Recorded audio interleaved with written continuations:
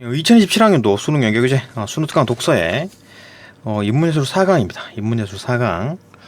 요거 예술 지문인데 이거 뭐 등장하는 인물이 많죠. 뭐 크로체, 콜링우드, 그다음에 뭐 톨스토이, 또 누구냐 랭어, 그죠? 피터 킵이 나와가지고 좀 글도 좀 길고 조금 어려워 보이는데 뭐 실제로 내용이 크게 별로 없습니다. 내용이 뭐 이렇게 연구할 만한 것도 없었고 이해하면 별거 아니다, 그죠? 괜히 이제 어려워 보이는데 별 내용이 없습니다. 봅시다. 문제도 크게 어렵지 않았던 것 같고 일단 뭐 요약하고 다른 어떤 뭐 연구할 게 없어가지고 일단 요약밖에 없습니다. 요약 보고 그 다음에 본문 보고 그 다음에 문제 풀게요. 자, 하나씩 봅시다. 센터 맞추고 됐죠? 요약합시다. 일단 뭐 핵심어는 뭡니까? 핵심어 표현이죠. 표현은 이런 거다, 표현은 이런 거다, 표현은 이런 거다, 표현은 이런 거다 라는 거죠, 그죠? 그런 얘기고 구조는 뭡니까? 표현이 이런 거다, 그런데 이렇게 생각하면 한계는 이런 거다, 그죠? 그다음 표현이 이런 거다 라고 생각하면 한계는 이렇다, 그죠? 요렇게 주장하면 한계는 이렇다 라고 얘기를 하는 겁니다. 요런 게 이제 전체적인 구조고, 일단 뭐 예술에서 표현이라는 말을 가장 많이 쓰죠, 그죠? 예술에서 표현이라는 걸 가장 많이 쓰는데, 자, 우리가 일반적으로 예술이라는 게 뭐다 라고 떠올리면 어떤 예술적인 것, 그러니까 뭐 작가나 아니면 뭐 예술가의 머릿속에서 있는 어떤 그 예술적인 것들을 이렇게 표현하는 거죠, 그죠? 그렇게 된 게 예술이라고 보는 거잖아, 그죠? 요 바탕으로 쭉 이제 그 표현, 그 예술에서의 표현을 얘기하는 겁니다. 봅시다. 뭐 예술과 이제 표현의 관계에서 첫 번째, 일반적으로 표현은 어떤 인간의 내면 심리 상태, 그죠? 내적 심리 상태를 외부로 드러내는 거를 우리가 일반적으로 표현이라고 하는 겁니다, 그죠? 그 네 마음속에 있는 얘기를 표현해 봐봐, 네 감정을 표현해 봐봐, 그죠? 아니면 좀 더 나아가서 의인법 써가지고, 그죠? 어떤 사물이나 자연의 감정을 투영해가지고, 그죠? 이렇게 이제 어떤 심리 상태를 외부로 드러낼 수도 있죠, 그죠? 어쨌든 간에 어떤 뭐 감정을 드러내는 거를 어떤 표현이라고 한다. 요게 이제 일반적인 의미고. 그런데 이제 이런 어떤 뭐 크로체나 콜링우드나 이제 톨스토이, 랭어, 그죠? 피터 킵 이런 사람들은 이렇게 생각하는 겁니다. 그죠? 표현이라는 게 뭐다? 예술에서의 표현이 뭐다? 라고 했을 때 총 세 가지가 나오는데 봅시다. 일단 첫 번째, 이 문단에서 표현은 뭐다? 예술가의 내적 활동이다. 이게 뭔 얘기냐면 예술가의 머릿속에서 어떤 이미지가 만들어지잖아요. 예술가가 뭐 길을 가다가 뭘 딱 봤어, 그죠? 그걸 보고 영감이 막 떠오른 거야. 그래갖고 그 이미지가 딱 그려졌잖아요. 그게 표현이라는 거지. 그까지가 이제 표현이라는 겁니다, 그죠? 예술가 머릿속에 있는 내적 활동, 이미지를 만드는 거, 그게 이제 표현이다 라고 주장하는 사람이 이제 크로체와 이제 콜링우드가 있습니다. 크로체 같은 경우에는 예술은 예술가의 직관이다. 예술가의 직관, 그러니까 예술가가 길을 가다가 뭘 딱 봤어. 뭘 딱 봤는데, 그래갖고 예술적인 어떤 직관을 이용해가지고 어떤 이미지를 만들었어. 그렇죠? 예술적인 이미지를 만들었어. 그렇게 이제 그렇게 된 게 표현이다 라고 보는 거죠. 그렇잖아는. 그럼 이제 콜링우드는 뭐다? 요게 이제 좀 더 나아가서, 더 나아가서 일상적인 사람들도 다 그렇게 살잖아. 꼭 예술가만 그렇게 하는 게 아니야. 일상적인 사람들도 길을 가다가 뭘 딱 봤는데 예술적인 영감이 막 떠오르기도 하고 일상생활에서도 다 그렇게 한다. 요게 이제 콜링우드입니다. 어쨌든 간에 크로체나 콜링우드는 어떤 뭐 어떤 머릿속에서, 그죠? 머릿속에서 뭔가 영감이 딱 떠올라가지고 이미지가 만들어지는 것, 그게 이제 표현이다라고 보는 거고, 그렇게 봤을 때 한계는 뭐다? 야, 그렇게 되면 그 인간의 어떤 그 예술가의 머릿속에 있는 그 이미지가 실제로 예술인 거지. 이제 그걸 이제 막 모방해가지고 어떻게든 표현하려고 막 모방해가지고 보여주려고 만든 어떤 물질적인 작품들은 별건 아니네. 왜냐하면 100%다 구현되지 않았을 거 아니에요, 그죠? 100%다 구현되기가 힘들 거 아니야. 그 예술가의 머릿속에 있는 그 이미지가 그대로 100%다 물질적인 작품으로 나타났을까요? 아니겠죠, 그죠? 그렇기 때문에 이 물질적인 작품 자체가 가치가 뚝 떨어져 버린 거지, 그죠? 이게 좀 별게 아닌 게 되는 거지. 그럼 핵심은 뭐다? 이거는 가품이고, 진퉁, 이 짝퉁이고, 진퉁은 뭐다? 예술가의 머릿속에 있는 게 이게 진퉁이라고, 그죠? 이게 가치가 높은 거지, 이거는 가치가 떨어진다, 그죠? 이미테이션이다, 그죠? 그죠? 뭐 이런 어떤 한계점이 있고, 두 번째 표현은 뭐다? 어떤 예술가가 작품을 통해 가지고 감상자에게 전달하는 거다. 표현이라는 게 이렇게 생각하는 게 있죠. 그 표현이 뭐다? 이렇게 보는 거죠. 전달하는 거, 전달하는 거. 예술가의 어떤 감정을 감상자에게 전달하는 거. 요 그림이 표현이라고. 이렇게 생각하는 게 누구다? 톨스토이. 그죠? 이렇게 생각하는 겁니다. 얘는 어떤 예술가의 감정을 고스란히 감상자에게 전달하는 것이다. 이렇게 보는 거지. 자, 이렇게 보면 한계가 뭐다? 예술가의 감정이 100%다 감상자에게 전달되느냐 이거지. 에? 이게 100%다 전달되냐고. 그런 게 이거 어떻게 확인하냐고. 두 번째, 또 만약에 잘못 이해했다 하더라도 예술가의 감정을 잘못 이해해가지고 얘는 기쁜데 얘는 슬플 수 있죠.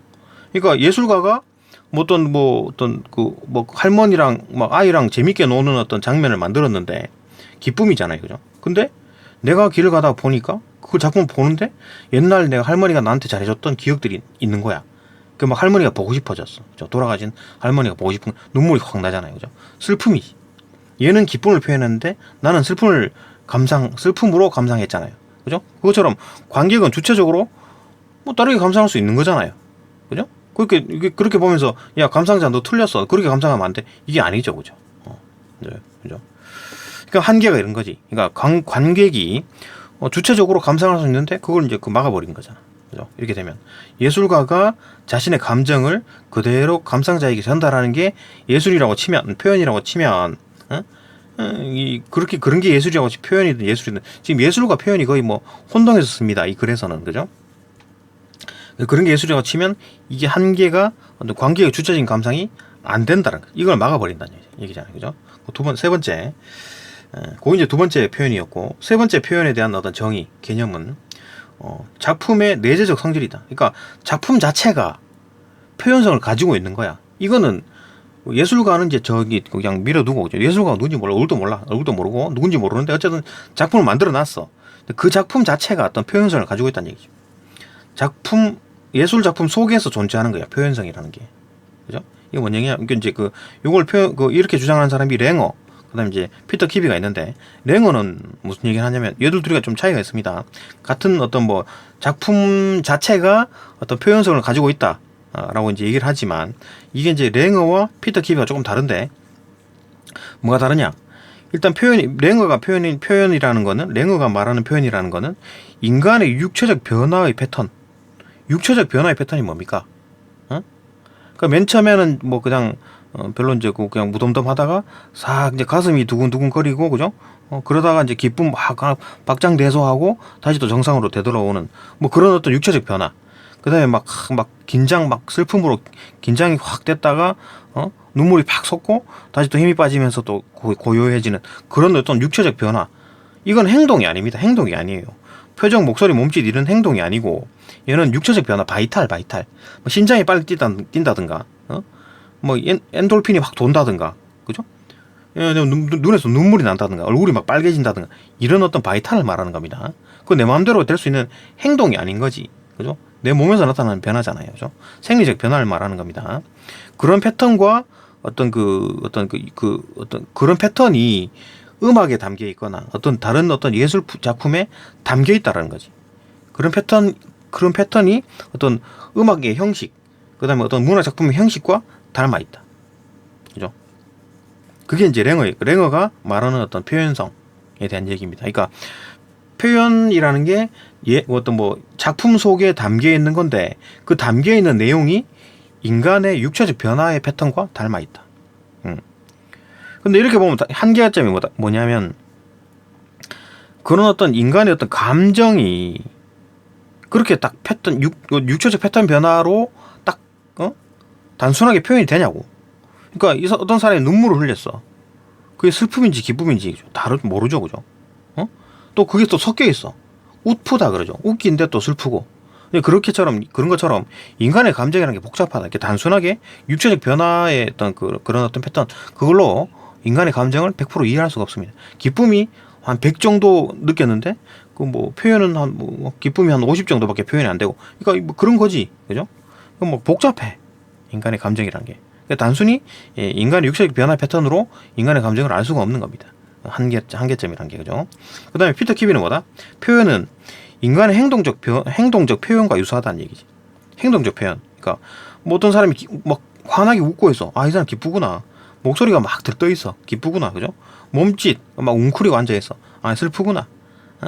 이런 어떤 행동적 표현과 음악적 형식이 비슷하다. 이거 뭔 얘기냐면, 예를 들면 뭐 바이올린을 느리게 연주를 하게 되면, 바이올린은 우는 목소리잖아요. 그죠? 우는 목소리랑 닮아 있잖아요. 그죠? 우는 목소리랑 닮아 있다고. 바이올린이. 응? 바이올린 천천히 빠르게 말고 빠르게 말고 천천히 키면 하면서 슬픈 목소리가 들리잖아요. 그죠? 음악적 형식과 슬픈 목소리가 닮아 있다고. 응?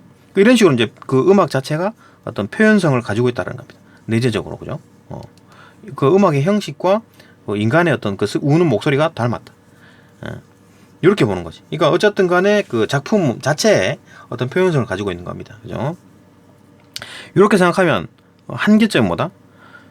이론 적용 범위가 줄어든다는 얘기지. 이게 뭔 얘기냐면, 그러니까 인간의 행동 패턴, 인간의 행동 표현이라든지 아니면 그 육체적 변화, 이런 것들이 나타나는 거는 어떤 음악이라든지, 그죠? 이런 게 나타날 수 있죠. 그림에서 물론 나타날 수 있지만, 그러면 예를 들어 예술인데 이런 게 없는 게 뭡니까? 뭐 초현실주의 같은 거. 그럼 그거는 뭐 어떤 형식 같은 것도 없고 막 이게 막 이상한 어떤 난해한 기하학적 표현들로 막 만들어 놓고 난 뒤에 예술이라고도 보여주는 거잖아요. 그죠? 그럼 그런 건 적용이 안 되는 거지. 그죠? 뭐 칸딘스키 뭐 그런 거 있잖아요. 그죠? 그런 거 막 이런 막 도형으로 막 여기 막 어떤 삼각형, 사각형 막 그려져 있는 거. 그런 거는 이제 그 여기에 이 이론이 적용이 안 되는 거죠. 그죠? 그러니까 표현이 이제 요렇게 보면 요런 한계점이 나고, 표현을 요렇게 보면 요런 한계점이 생기고, 표현을 요렇게 보면 요런 한계점이 생긴다. 그죠? 크게 이제 표현 세 가지. 요거는 일반적인 거고, 표현 세 가지. 첫 번째는 인간 어떤 예술가의 뇌 속에서 이미지가 만들어지는 게 표현이다. 인간의 예술가의 어떤 머릿속에서 이미지가 딱 영감이 떠올라가지고 이미지가 딱 만들어지는 그때까지가 표현이다. 라고 생각하는 사람들이고, 얘들은 어떤 예술가가 어떤 뭐 영감을 떠올리든 해가지고 이미지를 만들었어. 그래가지고 작품을 만들었어. 그래가지고 이 감상자에게 전달하는 거. 요 행위가 표현이다. 그 다음에 요거는 어떤 뭐 예술가가 나발이고 간에 작품이 만들어져 있고, 그죠? 그 작품 자체가 어떤 표현성을 가지고 있다. 그 표현성이라는 게 작품 속에 들어있다. 어떤 요 세 가지 생각이었습니다. 요거를 이제 쭈루룩 이제 설명해 놓은 겁니다. 내용은 좀 설명이 좀 길었지만 내용은 좀 단순하죠. 이해됩니다. 그죠? 여기까지 보고 본문 넘어갑시다.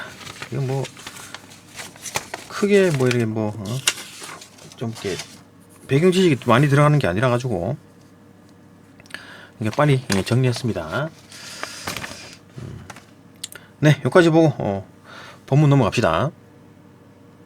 본문 봅시다. 1문단. 우리는 일반적으로 마음속 상태를 이제 겉으로 분명하게 드러내거나, 그죠? 나타낼 때, 그때 이제 표현이라는 말을 쓴다. 표현이라는 말을 쓴다. 그러나 표현이라는 말이 단지 자신의 심리 상태를 드러내는 데에만 이제 쓰이는 것이 아니다. 다른 데도 쓴다. 그죠? 뭐 때로는 자연을 대하는 우리의 태도나 반응, 자연을 대할 때, 그때 반응. 그러니까 뭐 표현이라는 게 우리 마음속에 있는 거를 이제 드러내는 거. 그게 이제 표현이다. 오케이. 근데 또 뭐 때로는 자연을 대할 때, 우리가 자연을 대할 때 우리의 태도를 이제 표현이란 말에도 적용된다. 여기 이제 예가 있네요. 축 늘어진 나뭇가지를 보고 이제 애처롭다라고 말하는 경우가 있다.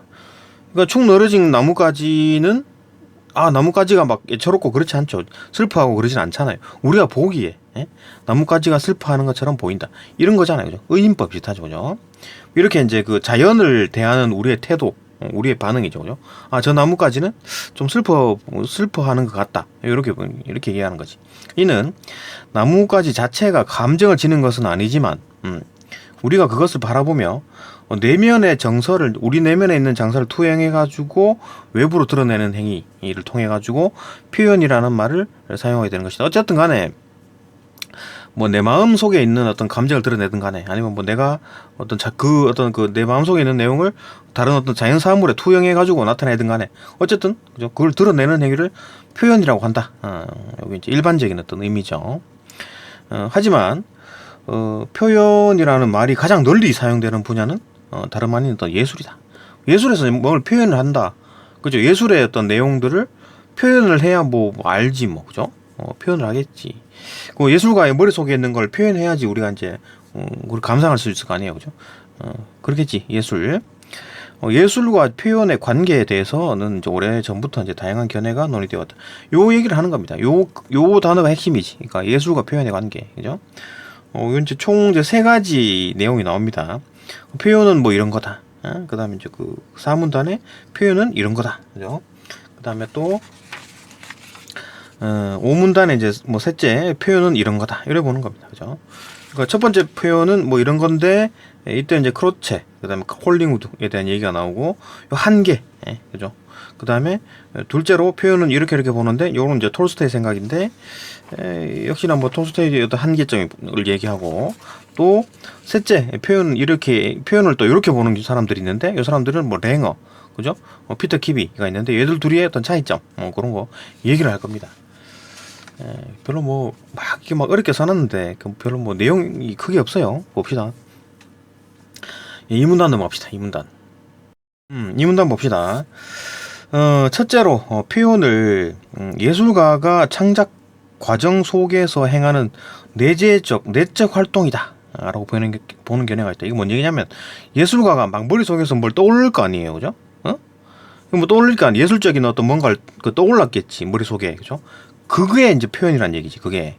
그러니까 막 이렇게 자연에 있는 거를 예술가가 그걸 보고 자기 머릿속에서 어떤 이미지를 만들었어. 그 이미지로 표현한 거야. 그걸 표현이라고 하는 겁니다. 그죠? 이렇게 보는 견해가 있다. 그 예술가의 머릿속에 있는 내적 활동, 그걸로 이제 표현이라고 하는 겁니다. 그죠? 봅시다. 이 입장에서 이제 표현은 예술가의 마음속에서 일어나는 정신적 활동, 즉 내적인 어떤 작용으로 이해된다. 그러니까 이거를 예술가의 머릿속에서 이제 그 이미지가 만들어지는 것까지가 이제 그 표현이라고 하는 겁니다. 그죠? 그거를 이제 뭐 물건을 이렇게 뭐 어떻게 뭐 그 물질적인 걸 만들어가지고 작품을 만드는 게 아니라 머릿속에서 떠오르는 그 단계까지만 해가지고 그까지 표현이다라고 보는 거지. 그죠? 이러한 입장을 이제 대표하는 사상가가 이제 크로체와 이제 콜링우드, 이다. 크로체는 이렇게 생각하고 콜링우드는 이렇게 생각한다. 봅시다. 일단 크로체부터. 예술의 본질을 직관과 동일시했다. 이 사람은 예술의 본질은 직관이다. 이게 뭐냐면, 직관은 뭐예요? 이 예술가의 머릿속에서 뭔가 직관적으로 뭘 이미지를 만들었겠지. 그죠? 직관을 이용해가지고 이미지를 만들었겠지. 그게 예술이라는 거잖아. 예술의 본질은 그거다. 그러면 어떤 작품을 만들었을 때 예술가가 머릿속에 뭔가 있었을 거 아니에요. 그죠? 그걸 이용해가 머릿속에 있는 내용을, 이미지를 가지고 이제 뭐 작품을 만들었을 텐데, 근데 그 작품이 본질이 아니고 예술가의 머릿속에 들어있는 이미지, 그게 예술이라고요. 그죠? 그게 예술이야. 그게 예술의 본질이다. 이렇게 보는 거지.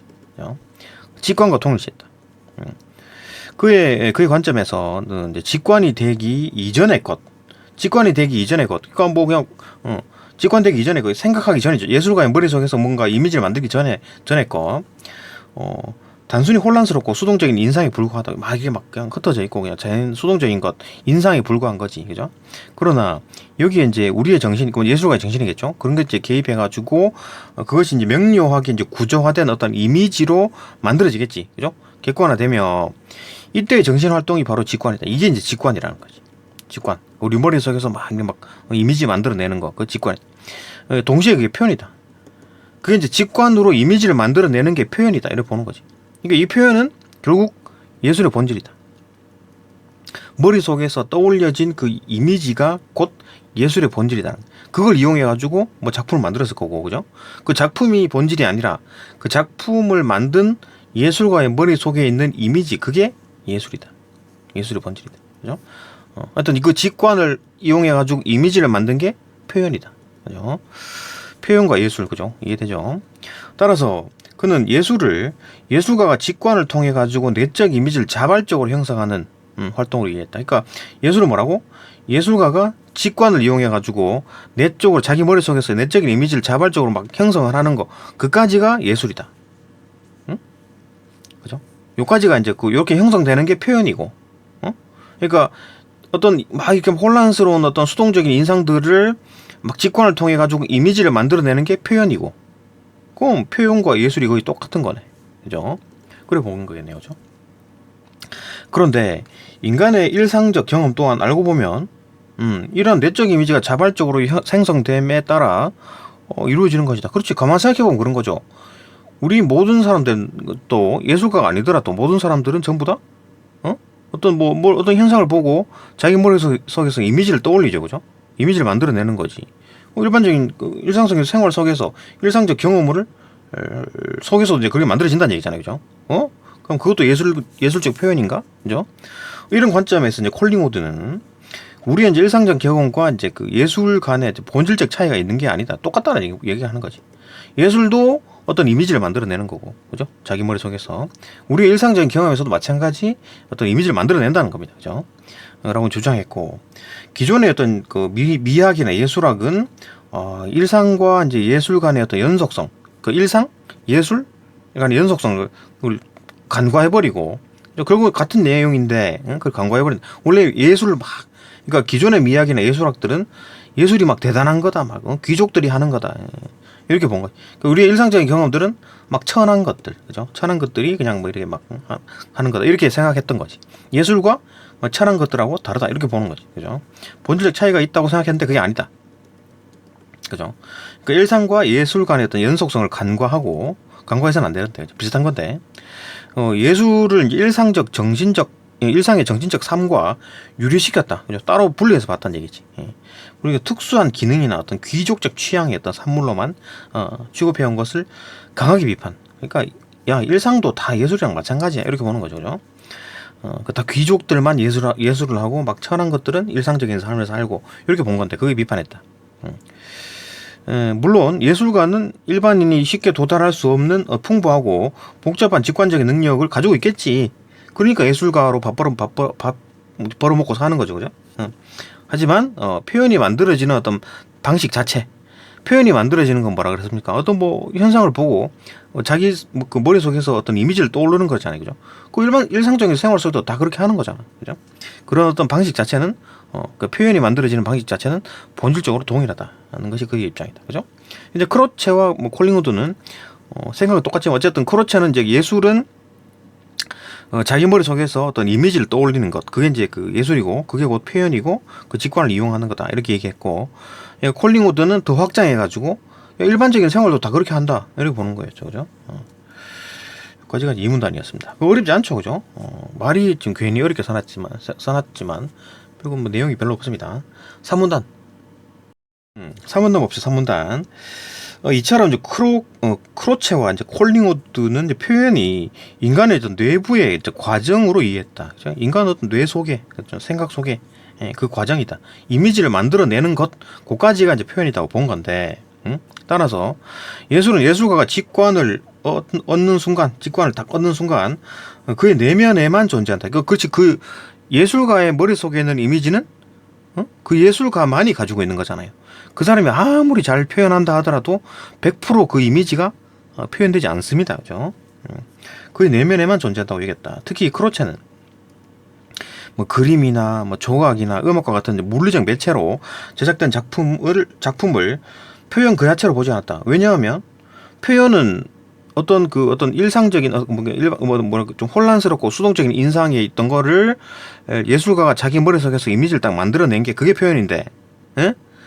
근데 그걸 가지고 이제 모방을 하는 거지. 그거를 이제 100%다 표현할 수는 없잖아. 그림, 조각, 음악과 같은 거를 만든다 하더라도 그 예술가의 머릿속에 있는 그 이미지를 100%다 표현하지는 못한다. 그죠? 물리적 매체로. 그렇기 때문에 표현 그 자체로 보지 않은 거지. 아주 좀 모자라. 그러니까 한 90% 정도. 그죠? 90%의 표현이다. 그러니까 이미지가 100%라면 예술가의 머릿속에 있는 이미지가 100%라면 뭐 그림이나 조각이나 음악 이런 작품들은 그게 이제 모방한 거죠. 그죠? 모방한 거니까 한 90% 정도. 그죠? 로 보는 거겠지. 그죠? 그것은 단지 예술가의 이제 내적 직관을 기억하고 예술가가 이제 그 자기 어떤 그 이미지를 기억해가지고 타인에게 전달하기 위해서 외적으로 구현한 수단일 뿐인 거지. 응? 100% 구현된 게 아니야, 그죠? 예, 하지만 이런 견해는 물리적 매체로 제작된 작품, 그러니까 작품도 실제로 이제 우리 이제 관객들이 볼 수 있는 그런 작품들의 이 지니는 의미를 포착하지 못하게 한다. 포착하지 못한다는 한계가 있다. 그죠? 이런 작품이 지니는 어떤 의미를 그러니까 그런 어떤 실제 예술은 어떤 예술가의 머릿속에 있는 이미지니까, 응? 이 만들어진 작품들은 거기에 있는 그 이미지를 모방해서 뭐 100%다 구현하지 못한 한 90%짜리 어떤 그 이미지죠. 그죠? 그 정도 예술이잖아요. 예술이 100%가 아니고 예술이 한 90% 정도밖에 안 되기 때문에 폄하시키는 거지. 그죠? 물리적 매체로 제작된 작품들을 좀 의미를 좀 폄하시키는 거다. 그죠? 그런 의미를 포착하지 못한다. 그런 한계가 있다. 좀 한계가 있다. 뭐 그런 얘기를 했습니다. 그러니까 요렇게 표현을 요렇게 보는 사람들의 주장이 있었고, 그 사람들의 한계 뭐다? 물질적 매체로 제작된 작품들은 한계가 있다. 그 의미를 100%의 어떤 표현을 못하기 때문에, 그죠? 그 의미를 포착하지 못한다. 이런 한계가 있다. 3문단. 3문단 봅시다. 둘째로 표현을 예술가가 작품을 통해 가지고 자신의 감정을 감상자에게 전달하는 행위다. 표현이라는 거는 이 자신의 감정, 예술가의 감정을 감상자에게 전달하는 행위래. 그러니까 첫 번째는 뭐라 그랬습니까? 첫 번째, 표현을 예술가의 머릿속에서, 그죠? 직관을 이용해 가지고 어떤 이미지로 만들어내는 것이 표현이라고 했잖아요. 아직까지 밖으로 나오지 않았어. 그죠? 표현이라는 게. 이거는 뭡니까? 밖으로 나와 가지고 어떤 그 감상자에게 전달하는 게 표현이다. 그죠? 표현이라는 게 지금 밖에 있네. 그죠? 예술가의 머릿속에 있는 게 아니라 밖에 있는 거네. 소통하는 거네. 그죠? 봅시다. 둘째로, 표현을 예술가가 작품을 통해 가지고 자신의 감정을 감상자에게 전달하는 행위다. 그게 표현이다. 라고 보는 견해가 있다. 이 관점은 예술의 본질은 소통이다. 소통. 그러니까 예술의 본질인 소통이래. 그러니까 예술의 본질이 뭐다? 예술은 예술가가 어떤 뭘 만들어 가지고, 그죠? 만들든 뭐 어떻게 하든 간에 어떤 감상자들에게 전달하는 게 예술의 본질이다. 그죠? 이게 잘 전달해야 되겠네. 그죠? 그러니까 여기서는 본질이 뭐라 그랬어요? 첫 번째에서는 예술의 본질은 직관이다. 직관. 그죠? 직관. 그러니까 직관을 이용해 가지고 예술가의 머릿속에서 이미지가 만들어지는 게 그게 핵심이라 그랬잖아요. 그죠? 그게 표현이라 그랬잖아요. 그러니까 직관이 예술의 본질인 거고, 여기서 예술의 본질은 뭐다? 소통이다. 소통. 감정을 전달하는 거다. 그죠? 그렇게 이제 보는 게 이제 톨스토이다. 그죠? 대표적인 인물이다. 톨스토이는 예술가가 과거에 경험한 감정을 막 다시 불러일으켜가지고, 뭐 선이라든지 색깔, 컬러, 그죠? 그 다음에 소리, 움직임, 언어와 같은 어떤 매체를 통해 가지고 전달을 하는 거야. 전달, 소통 이런 거, 그죠? 그게 핵심으로 보는 거지. 다른 이들로 하여금 이제 동일한 감정을 느끼게 하는 것이 예술이다. 그게 예술이다. 감정을 전달하는 게 예술이다. 그죠? 동일하게 이제 느끼는 거지. 그죠? 모든 사람들이, 그렇네. 이거 지금 슬프네. 이런 거 이제, 그죠? 그렇게 느끼게 하는 것이 예술이다. 이 입장에서 볼 때 예술은 예술가와 관객이 감정을 공유하는 거죠. 그죠? 예술가의 감정을 관객에게 전해주는 거니까. 그걸 받아가지고 이제 느끼는 거지. 관객들은, 그죠? 공유하는 과정이다. 예술가는 자신의 감정을 섬세하고 주도 면밀하게 표현을 잘해야 되겠네. 요거는 이제 뭐 선이라든지 색이라든지 소리, 움직임, 그죠? 언어나 같은 이런 매체들을 잘 해야 되겠네. 그래야지 잘 전달이 될 거 아니에요. 그죠? 자신의 감정을 섬세하고 주도 면밀하게 표현해야 하며, 관객은 이를 받아들여가지고 동일한 심리 경험을 해야 돼. 다른 경험을 하면 안 돼. 그죠? 반드시 예술가가 전달하고 싶은 감정, 그죠? 그걸 이제 경험해야 되는 거지. 다른 거 받아들이면 잘못 이해한 거, 잘못 감상한 거지. 그죠? 그러나 이 견해는 두 가지 의문이 생긴다. 지금처럼 의문이 생깁니다. 봅시다. 첫 번째, 예술가가 마음속으로 느낀 감정과 관객에게 환기된 감정이 실제로 일치하는지 확인할 방법이 없다. 그러니까 어떤 예술가가 마음속으로 가진 감정이라는 게 우리가 한글로 표현이 잘 됩니까? 그 오묘한 감정, 그죠? 뭐 단순히 기쁘다, 슬프다 이 정도까지는 되겠지만 또 되게 기쁜데 또 슬프기도 하고 이런 이상한 오묘한 감정들을 전달할 수 있냐 이거지. 100%그 관객들이 받아들일 수 있냐 그거지, 그죠? 다시 예술가가 마음속으로 느낀 감정과 관객에게 환기된 감정이 실제로 일치하는지, 그것도 일치했는지 확인할 방법이 있냐 이거지, 그죠? 뭐든 야 너 감정 보자, 너 감정 보자 이렇게 막 비교 딱 해볼 수 있는 상황이 아닌 거죠, 그죠? 감정은 자기 마음속에 있는 거기 때문에. 그 첫 번째 의문이고, 두 번째, 관객은 예술가와 동일한 감정을 느끼지 않더라도 작품을 깊이 있게 감상할 수 있다는 점입니다. 그렇죠? 예술가가 자기 딴에는 뭐 이렇게 기쁨을 표현하고 아니면 슬픔을 표현했는데, 뭐 감상자는 예술가는 기쁨을 표현했는데 감상자가 그걸 보면서 막 어릴 때 기억이 나가지고 막 슬픔이 막 나는 거야, 그죠? 그럴 수 있잖아요. 그 어떤 기쁨을 막 어떤 표현해서 예술가는 막 아이들과 막 노는 모습, 그죠? 할머니랑 막 아이들이랑 재밌게 노는 모습을 표현했는데, 관객은 지나가다 보니까 자기 어릴 때 이제 할머니가 보고 싶은 거야, 그죠? 돌아가신 할머니가 생각나가지고 슬픔을 느끼는 수도 있지, 그죠? 그런 겁니다, 그죠? 그러니까 작품을 깊이 있게 동일한 감정을 느끼지 않더라도 작품을 깊이 있게 감상한 거잖아. 감상하면서 내 어린 시절 할머니를 기억할 수도 있잖아요, 그죠? 감상할 수 있다는 점이다. 이처럼 이 두 가지 문제가 의문이 생긴 거지, 그죠?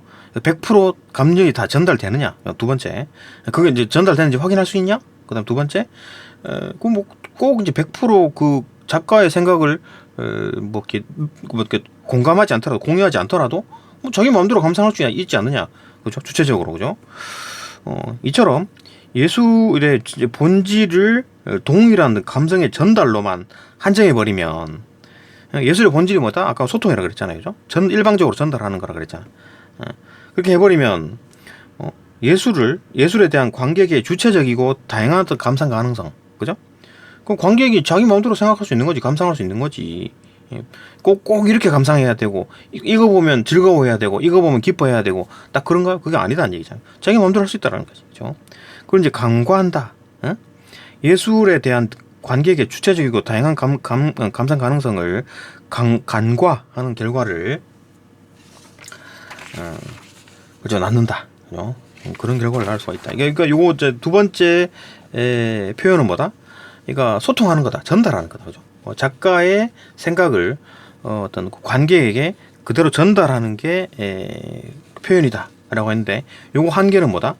한계는 그렇게 되면 다르게 감상할 수 있지, 다양하게 감상할 수 있는 거를 좀 방해하지 않냐? 그걸 인정하지 않는 거냐? 그건 예술이 아니냐? 이렇게 되는 거죠, 그죠? 오케이, 이해가 되고, 그러니까 어떤 표현이 뭐다, 근데 그렇게 되면 이런 한계점이 있다, 그죠? 이것도 마찬가지죠. 표현이 이런 건데, 근데 그렇게 정의해버리면 이런 어떤 한계가 있지 않느냐, 이런 식이었죠, 그죠? 첫 번째, 두 번째. 또 세 번째 봅시다. 또 마찬가지 형식입니다. 그러니까 세 번째도 역시 이렇게 보는 견해가 있는데, 뭐 누가 이렇게 했는데 그것도 이런 어떤 한계점이 있지 않을까, 그런 얘기를 하는 겁니다. 봅시다. 5문단 넘어갑시다. 5문단 봅시다.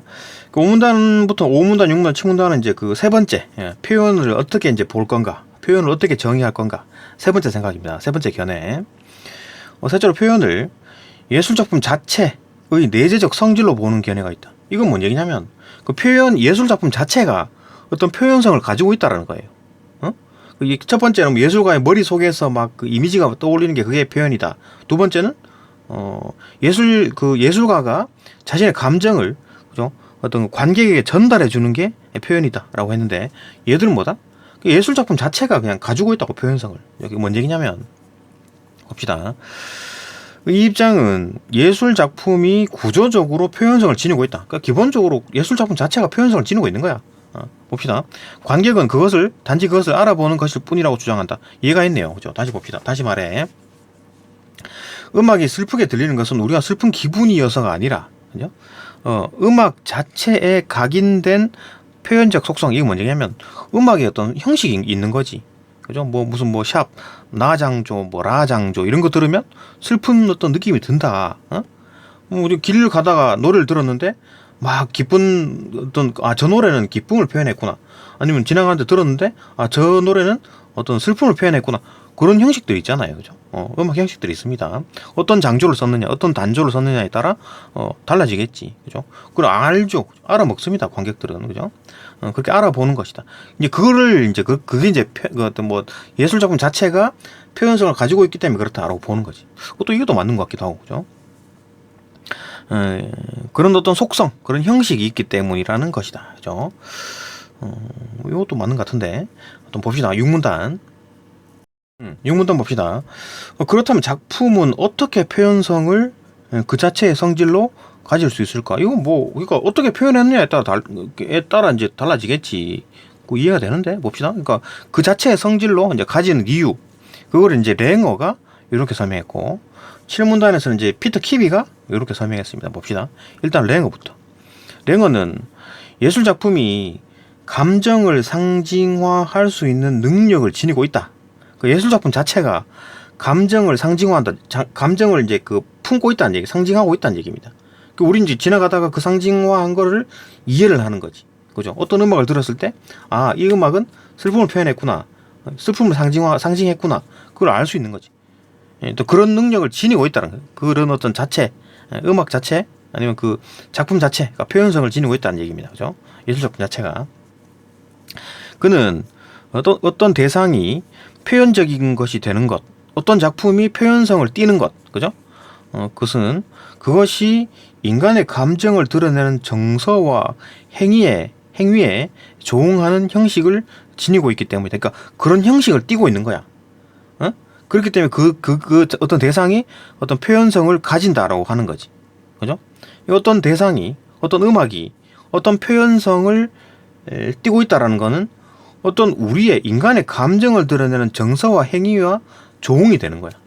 그죠? 그러니까 완전히 우리가 이제 우는 어떤 목소리. 그러니까 예를 들면 바이올린 같은 거 그렇죠? 막 신나게 이렇게 하는 거 말고 바이올린을 천천히 키면은 막 사람이 우는 구슬프게 우는 그런 목소리랑 좀 비슷하죠. 그죠? 그런 거지. 그죠? 그런 어떤 정서와 행위가 조응이 된다는 얘기지. 그러니까 그 바이올린 키면은 우리가 슬픈 행위 그거가 이제 대응이 된다고. 그죠? 그렇기 때문에 어떤 그 음악은 표현성을 띠게 되는 거지. 그죠? 그렇게 주장했다. 즉, 예술이 상징화하는 것은 감정 그 자체를 상징화하는 게 아니라, 그러니까 감정의 시간적 흐름에 나타나는 육체적 변화의 패턴이라는 것이다. 이건 뭔 얘기냐면, 그러니까 시간 흐름에 따라 나서 육체적 변화. 그러니까 맨 처음에는 고요하다가 또 기쁨 에너지가 쫙 올라갔다가 다시 뚝 떨어지면서 그냥 확 슬퍼하거나 이런 육체적 변화. 응? 가슴 두근거림, 에너지 상승, 울컥하는 거, 긴장, 그다음에 힘이 빠짐 이런 것도 있잖아요. 그 육체적 변화지. 생리적 변화. 행동은 아니야. 행동은 이 뒤에 나오는 거고. 그 피터 키비는 이제 그 행동, 몸과 행동, 인간이 어떻게 행동하는 거고, 이건 이제 바이탈이죠, 바이탈. 우리가 이제 심장이 빨리 뛴다든지, 심장이 느리게 뛴다든지, 편안하게 된다든지, 얼굴이 빨개진다든지, 눈에서 눈물이 난다든지, 이런 거는 바이탈이잖아, 바이탈. 우리가 몸을 움직이는 게 아니라, 자율신경, 그죠? 이거 그런 거지, 그죠? 이거 우리가 지금 행동을 하는 게 아니라, 우리 몸에서 나타나는 변화에 대한 얘기입니다, 그죠? 행동하는 게 아니라. 어쨌든 봅시다. 즉, 예술이 상징화하는 것은 감정 그 자체가 아니라, 예술이 상징하는 감정 그 자체가 아니라 감정의 시간적 흐름에서 나타나는 어떤 육체적 변화의 패턴, 이거를 표현한다는 얘기지. 그죠? 이걸 표현한다. 감정을 아니라 어떤 요런 형식을 담고 있다라는 겁니다. 육체적 패턴. 요런 게 닮아 있다고. 그죠? 봅시다. 예를 들어 기쁨은 가슴의 두근거림과 에너지 상승, 그 다음에 슬픔은 울컥하는 긴장 뒤에 점차 힘이 빠지면 이제 가라앉는 요 흐름, 이런 흐름들, 그런 걸 닮았다고. 그죠? 음악은 이런 감정의 과정을 닮은 형식을 담고 있다. 그죠? 그러니까 기쁨을 표현하는 음악들은 가슴에 두근거림 막 쿵쿵쿵, 그죠? 그런 어떤 거 에너지 상승하는 막 빠르게 비트를 빠르게 해가지고 쫙 올라가는 그런 형식. 그 다음에 슬픔을 담고 있는 음악은, 슬픔을 표현하는 음악은 울컥하는 긴장 뒤에 점차 힘이 빠지면 그 바이올린, 그죠? 바이올린 천천히 키는 거, 그러니까 쭉 가라앉는 흐름, 이렇게 하는 거, 그죠? 그런 형식이 닮아 있다는 거지. 그러니까 뭔 얘기입니까? 그런 음악들이 육체적 변화의 패턴을 닮아 있다고. 그죠? 우리의 어떤 바이탈, 그런 거 닮아 있다고. 그죠? 따라서 이해가 있는데 봅시다. 즐거운 음악은 단순히 즐겁다는 감정을 직접 전달하는 게 아니고 그런 형식을 알려주는 거지. 그런 형식을 알려주는 거라고, 사람들에게. 그죠? 그렇게 표현하는 겁니다. 그러면 이제 사람들이 그걸 보고, 아, 이 음악은 지금 기쁨을, 즐거운 걸 표현하고 있구나. 그죠? 즐거운 음악은 단순히 즐겁다라는 감정을 직접 전달하는 것이 아니라, 즐거움이 생겨나고 확산되며, 그죠? 생성, 확산, 그 다음에 사라짐, 소멸, 이런 어떤 과정들이 있을 거 아니에요. 그죠? 그런 과정을 뭐 리듬과 선율과 이제 강약의 변화로 표현하는 것이. 예. 그러니까 우리 마음 속에서 기쁨이 생겨나고 생성되고 다시 확산이 쫙 돼갖고 막 웃음이 나고, 그죠? 그러다가 이제 다시 이제 웃음이 싹 사라지는, 정상적인 상황으로 돌아오는 그런 과정을 음악으로 표현했다는 얘기입니다. 그죠? 그러나 이렇게 보는 게 이제 그 랭어가 말하는 어떤 표현이다. 그죠? 랭어가 생각하는 표현은 이런 거다라고 얘기를 했습니다. 그죠? 그러나 인간의 감정은 단순한 생리적 변화라는 게 바이탈이죠, 바이탈. 그죠? 뭐 가슴 두근거림, 에너지 상승, 울컥하는 긴장, 그 다음에 뭐 힘이 빠짐, 가라앉음, 이런 어떤 생리적 변화로 환원되기 어려운 복잡성을 지니고 있기 때문에, 그렇죠? 인간의 감정이라는 게 그렇게 뭐, 야, 이건 기쁨, 이건 슬픔, 이렇게 딱딱딱 끊을 수 있나요? 막 기쁨과 슬픔이 막 교차가 돼가지고, 그죠? 막 웃프다, 그죠? 웃긴데 막 슬프고 막 이런 거 있잖아요, 그죠? 이거 아주 복잡한 거지, 인간의 감정이라는 게. 그렇기 때문에 랭어의 주장에는 한계가 있다, 그죠? 그러니까 랭어가 이렇게 생각했는데, 야, 그건 아닌, 그건 이런 부분에는 좀 비판이 따르네. 이게 다 또 한계점에 대한 얘기를 한 겁니다. 지금 이제 글 전체가 다 그렇죠. 누구의 주장이 있고, 또 그렇게 생각하면 이런 한계점이 있고, 또 누가 또 이렇게 주장했으면 그거에 또 해당하는 또 한계점이 또 있고, 그런 얘기를 계속 하는 겁니다, 그죠? 뭐가 이제 한계가 없는, 완벽한 게 뭐가 없네, 아직까지. 그죠? 7문단 봅시다. 7문단. 7문단. 한편 피터 키비 등의 인물들이 있는 유사성 이론 진영. 그러니까 유사성 이론을 믿는 사람들이 제법 있는 모양이죠. 그죠? 그 중에 이제 한 놈인 피터 키비라는 사람이 랭어와는 다른 노선에서 예술 작품의 표현성을 설명한다. 그러니까 예술 작품의 표현성이라는 거는 일치하는데 노선이 달라. 그죠? 예술 작품이 이제 표현성을 가지고 있다. 그 자체가 표현성을 가지고 있다라는 거는 일치하는데, 그죠? 요 생각이죠, 그죠? 요 생각이잖아. 요거는 일치하는데 조금 달라. 어떻게 다른가 봅시다. 이들은 인간의 몸과 행동에서 표현적인 성질을 탐지하는 우리의 자연적 경향성에 주목한다. 그러니까 지금 어디에 주목하냐면 인간의 행동, 인간의 몸짓, 행동. 그러니까 인간이 막 기쁠 때는 이런 행동을 하고 슬플 때는 이런 행동을 한다. 여기서 말한 거 랭어는 얘기한 게 뭡니까? 행동에 대한 얘기가 아니었죠. 가슴 두근거림이 행동인가요? 바이탈이잖아, 바이탈. 내가 나 가슴 두근거림 하지 말아야지 이렇게 되나요? 안 되죠, 그죠? 에너지가 쭉 상승하는 거, 나 에너지 상승하지 말아야지, 안 되죠, 그죠? 이건 바이탈이에요, 바이탈. 그죠? 그다음 울컥하는 긴장, 이것도 뭐 나 울컥하지 말아야지, 안 되죠, 그죠? 울컥하는 자동적으로 되는 겁니다. 힘 빠지면 이제 가라앉는 느낌. 이런 거는 이제 행동이 아니고 어떤 생리적 현상, 그죠? 인간의 육체적 변화, 이런 얘기고, 이건 행동에 대한 얘기를 하는 겁니다. 그 랭어와 이제 그 피터 키위의 차이는 뭐다? 얘는 바이탈에 대한 얘기고, 얘는 행동, 어떻게 행동하느냐. 기뻐서 팔짝팔짝 뛰는 거, 슬퍼서 막 웅크리고 있는 거, 이런 거죠, 그죠? 봅시다. 그걸 탐지를 한데, 우리가 이제 그걸 탐지를 행동을 보면, 어떤 사람들의 행동을 보면, 이놈이 기쁘구나, 이놈이 슬프구나, 이걸 안다는 얘기지. 그런 어떤 자연적 경향성이 있다는 거죠. 있네. 사람의 얼굴 표정, 그 다음에 목소리, 걸음걸이, 사람의 얼굴 표정, 뭐 목소리, 걸음걸이, 표현, 몸짓, 이런 것들은 행동이죠, 행동. 그죠? 등은 감정을 직접적으로 드러낸다. 그죠? 바로 감정을 딱 드러내지. 막 기쁜데 막 웃는 표정하고 그러진 않을 거 아니에요. 기쁜데 막 슬픈 표정하고 그러진 않을 거 아니에요, 그죠? 슬픈 표정이나 이제 축 처진 자세 이런 거 있네요. 이런 자세들 이제 몸짓이죠. 그다음에 울먹이는 목소리죠, 그죠? 그런 걸 이제 보거나 목소리를 이제 보거나 들으면 이런 자세를 보거나 좀 목소리를 들으면 우리는 곧장 그 사람이 슬프다는 것을 알 수 있는 거지. 요건 이제 우리는 이제 자연적 경향성을 가지고 있다는 겁니다. 이런 걸 탐지를 하는 능력이 있는 거야, 우리는. 그렇죠?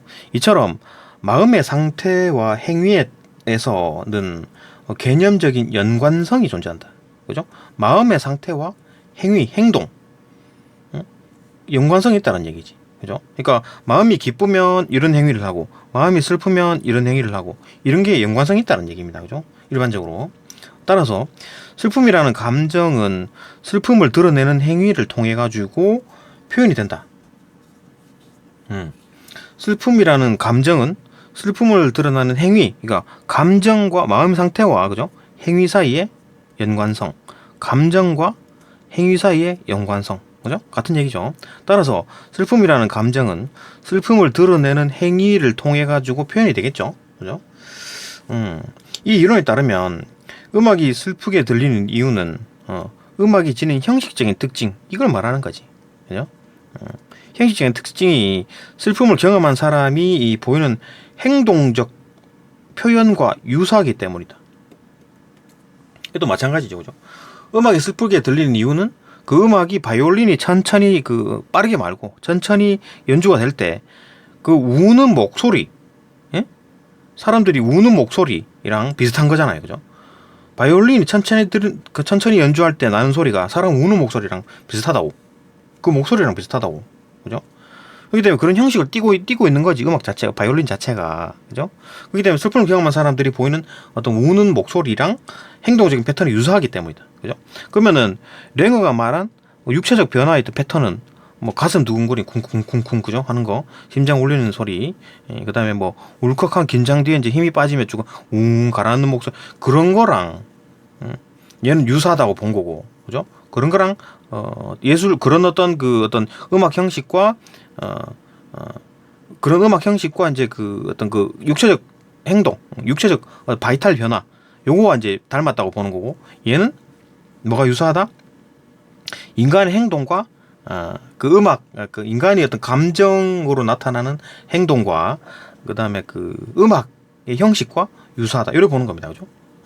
얘는 바이탈, 얘는 행동. 그게 어떤 음악의 형식과 유사하다는 얘기입니다. 그죠? 여기 두 개 차이를 이해되죠? 그죠? 다시 봅시다.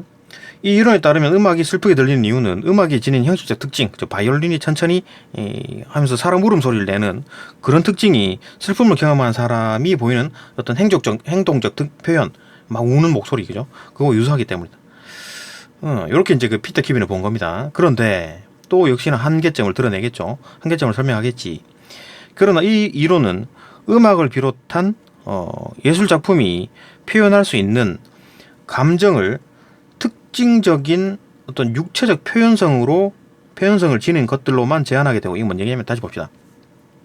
이 이론은 음악을 비롯한 어떤 예술 작품이 표현할 수 있는 감정, 이렇게 따지면 어떻게 됩니까? 유사하다 그래. 사람의 행위와 행동과 음악이 유사하다 그랬잖아요, 그죠? 음악 형식과 인간의 어떤 행위와 유사하다 그랬는데, 그렇게 따져버리면 감정을 특징적인 육체적 표현성을 지닌 것들로만 제한해버리게 되지. 그러니까 그렇게 되면 어떤 예술이 어떤 육체적 표현성을 가지지 않는, 육체적 표현성을 가지지 않는, 이 랭어가 말한 육체적 패턴 변화라든지 아니면 피터 키비가 말한 어떤 인간의 행동과 유사한 어떤 형식, 그런 형식을 띠지 않는 예술 작품들이 있잖아요. 그런 게 어떤 게 있을까요? 초현실주의라 그래가지고 이거 어떤 여러 가지 어떤 모양을 막 이렇게, 초현실주의라 그래가지고 인간의 감정이랑 다르게 막 도형들 막 복잡하게 그려놓고 예술이다 이렇게 하는 거 있잖아요. 그죠? 그런 것들은 여기에 포함이 안 되겠지. 그죠? 이제 그런 어떤 것들로만 그런 것들은 여기 이제 예술로 포함이 안 되는 거잖아. 표현이 안 되는 거잖아요. 그죠?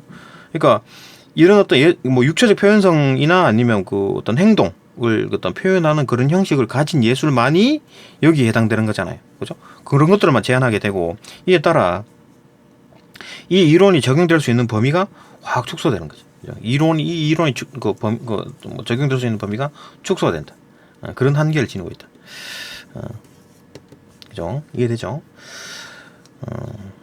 여기까지가 크게 내용이 좀 복잡해 보이고 어렵게 보이지만, 뭐 실제로 뭐 크게 잘 보면 이해해 보면 별거 없었다라는 게 생각이 들죠. 문제도 뭐 크게 어려운 게 없었던 것 같은데. 적용 추론. 뭐 요것도 적용 추론, 요건 좀 할만하죠, 그죠? 다 내용일치입니다. 내용일치. 추론이 들어간 게 없는 것 같은데. 뭐 이런 거 추론 하나 보이고 없습니다, 그죠? 예, 뭐 문제 한번 풀어봅시다.